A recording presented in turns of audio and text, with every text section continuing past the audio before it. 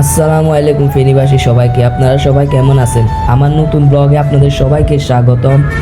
আজ অনেক দিন ধরে ভাবতেছি কোথায় না কোথায় ঘুরতে যাব, তাই ভেবে চিন্তে বসলাম যে নোয়াখালী আলেকজান্ডার সমুদ্র সৈকতে ঘুরতে যাব। তাই বাসা থেকে নেমে পড়লাম। এখন নিচে যাব, সিঁড়ি নামতেছি। এই যে আমি নিচে নেমে পড়েছি, এখন আমি রাস্তার উপর যাব। রাস্তার উপরে যাব। এই যে আমি নেমে এখন হাঁটতেছি।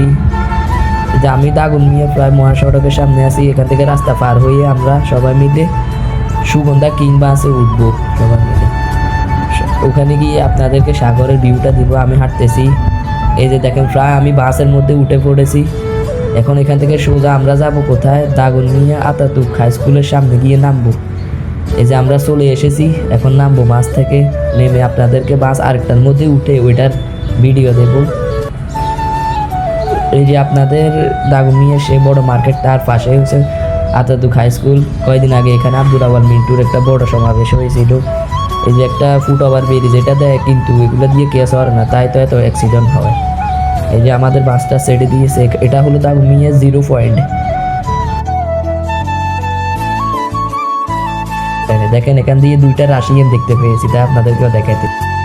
এটা নোয়াখালীর কি জানি হয়, এটা কিন্তু চিনি না কি, তারপর আপনাদেরকে দেখাইলাম। এখান থেকে দেখেন একটা জহিরিয়া মসজিদের মতো একটা অনেক সুন্দর মসজিদ, আমাদের জহিরিয়া মসজিদ যেটা আছে ওইটার মতো। এই যে দেখেন নোয়াখালী সুপার মার্কেটের সামনে আমরা এসে পড়েছি। এখান থেকে ডাইরেক্ট একটা সিএনজি নিয়ে আমরা সমুদ্র সৈকতে যাব। এই যে আমরা সমুদ্র সৈকতে চলে এসে পড়েছি। দেখেন অনেক সুন্দর ভিউ, চারপাশে কোনো কুল কিনার দেখা যাইতেছে না। আমি একটু নেমে হেঁটে পড়লাম, এখানে একটু নামি হাঁটতেছি, দেখি কিরকম লাগে। অনেক ঠান্ডা বাতাস। সবাইকে ধন্যবাদ, সবাই লাইক শেয়ার রিপোস্ট করে দিবেন।